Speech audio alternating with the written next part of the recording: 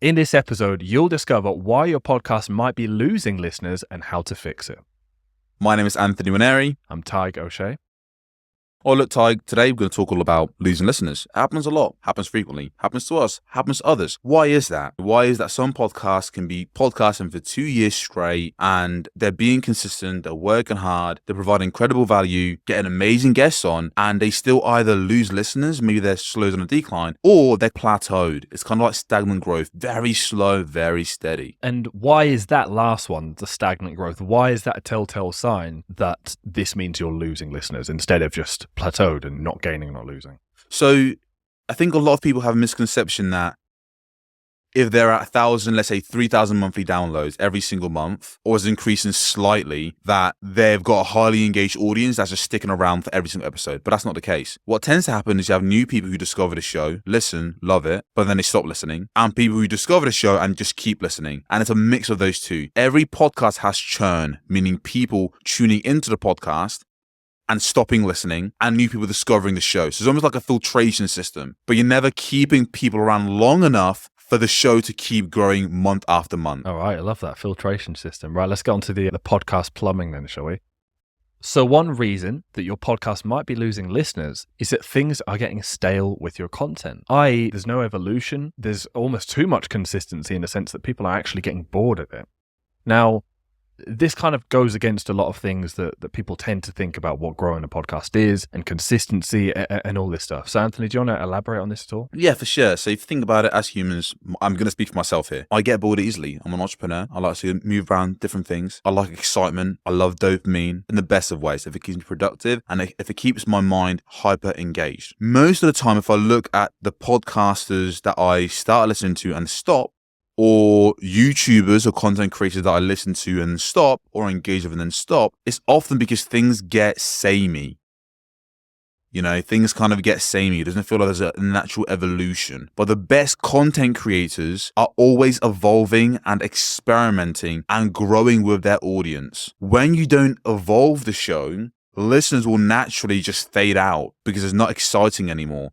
They've heard the same crap over and over and over again, and it's the same format, the same pattern, the same routine. People want excitement. People want to explore different things. People want to have that quick hit of dopamine, feeling like they're exploring a topic in a unique way. So that means that for podcasters, we can't just get one format and then that's that, and then we never think about anything again. And for eternity, we just know, right, I'm interviewing the guest this week, going to find a bit about them, I'm going to release, and that's that. On to the next. We have to take a more creative approach to it, right? And what's an actionable way you can start doing that today? Well, in a recent episode, we actually talked about the power of comparing yourself to what else is out there in your niche. This is such a great way to get inspiration and make it a slow evolution, because you might pick one or two things up here and there from listening to your competitors' shows that can apply really well for you. Or you might just get a different idea from hearing someone else's different perspective on your topic and your type of podcast. This doesn't mean you should just completely switch up the format every month. The things getting stale. Like that, of course, that would be counterproductive, right? I think the key really is actually what Anthony said. It's a natural evolution, right? You don't have to force it. You don't have to change things up every month. You don't have to do seasons or anything like that. All you have to do is just always be on the lookout and always be thinking consciously about how things can evolve, and never get complacent with your format and structure. And then the other reason why listeners might drop off is when the podcast is too self-serving, when we're trying to pitch too much in a not tasteful way, when we are thinking about ourselves rather than our listeners, when we are just not looking at the data and being objective about what our listeners like and don't like and working based off of that, it leads to people dropping off because you don't care. They have the feeling that you don't care.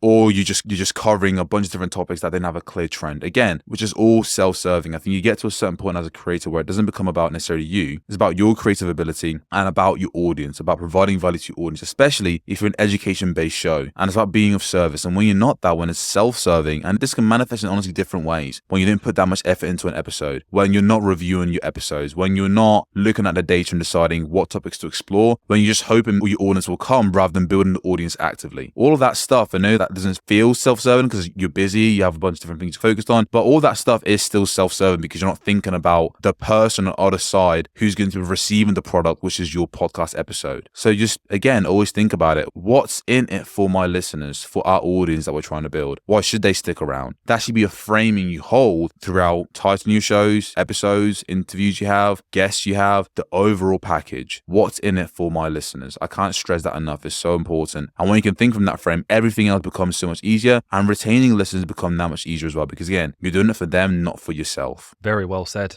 Being self-serving is potentially the biggest downfall of podcasts, I think. Oftentimes not intentional either. Based on what, yeah, exactly. I totally agree. I think that's why it's one of the biggest downfalls, because it's so easily done unintentionally. It's very easy to just cover topics based on what's top of mind for you at that given time, and very subtly slip into things that are not really relevant for your listeners, or not really directly relevant for your listeners, and perhaps making justifications for covering content that you know isn't really exactly what your listeners need, but you just think, oh, this might be relevant for some people, or this might be relevant at some point. But if that's the case, it's not going to make for the most engaging content, and it is going to lead to lower engagement and eventually people dropping off. You always have to have your listeners top of mind and be objective about that. I love that. And this brings in the final piece. If you're not investing into yourself as a podcaster, into upgrading your mic, your equipment, into upgrading your show, into working with the Get More Listeners Academy, only joking.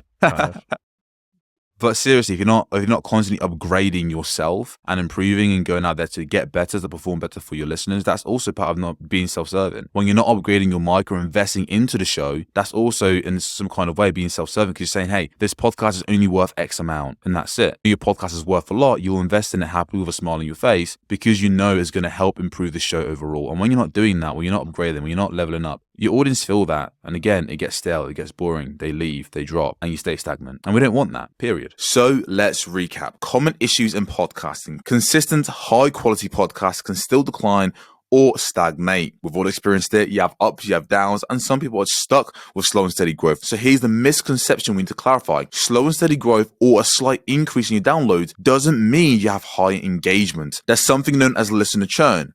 Natural churn essentially meaning that some listeners discover your podcast whilst other listeners leave. Then you have these two forces balancing out of people joining, people leaving, which causes slow and steady growth, which actually means you're losing listeners at the same rate you're gaining listeners. So the goal and the aim of your podcast should really be, how do we keep more listeners engaged? How do we keep listeners coming back for more? Because that's what will increase your monthly growth month after month by reducing listener churn. Content staleness. This is a thing. Repetitive formats can drive listeners away. Again, speaking for myself personally, I get bored. I want things to kind of like be exciting and new and feel engaging constantly. And the lack of content evolution, again, can lead to boredom. And this is not, I'm not saying go absolutely crazy, because you will end up doing the opposite, which will confuse your audience because they're not getting a consistent value from your show. But I mean a natural evolution, a nice pacing where you're experimenting here or there with different things, seeing what lands and stick. And if your content is already basically losing listeners, or again, slow and steady growth, it's probably a sign that you should maybe experiment with something different. Again, you want to balance consistency with variety and excitement. Continuously, constantly be searching, and we are constantly doing this ourselves, of creative ways of improving and evolving our content. Practical tips for evolution. Compare your podcast to other people for inspiration. Look at other shows in your niche. Look at the top performing podcasts in your industry. What are they doing? This should help you generate some ideas, and gradually you can implement these new ideas to your podcast. The ones that you like and the ones you don't like, you can completely ignore.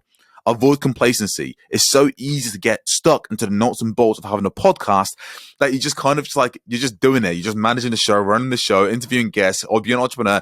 Life can get absolutely chaotic, and trust me, I fall into this trap as well. But you have to put actual energy into constantly evolving your podcast, whether that's adding an hour in your calendar where you're reviewing the show, auditing it, seeing what we can do better and improve it, not just having it in your mind, but being far more intentional. We should always strive for a natural evolution when it comes to our content if we want to grow fast, get big, and monetize and make a shit ton of money whilst making an impact with our podcast. Avoid self-serving content. Again, put your listeners first. Don't make the podcast all about you, because you want to generate leads, because you want, it's about, of course, yeah, you want to generate leads, you want to make money on your podcast, but also it's about impacting your listeners. The way you get to all of these things of growing faster, having higher engagement, and making more money whilst you make more impact is not by putting yourself first, it's by being of service to your audience. So prioritize your audience's interests and needs. Regularly review episodes and use the data you get from listener feedback to stay relevant, to stay top of mind. And finally, investing in improvement. Upgrade your equipment, upgrade your mic, get a speech coach, think about how to articulate yourself even better on the podcast. Investing in your podcast shows is valuable to your audience and shows that you genuinely care. So to avoid stagnation, constantly be improving your show and constantly be improving yourself. Go out there, get real life experiences, and of course, bring it back and share that with your audience. So there you have it. Don't let your podcast pod fade.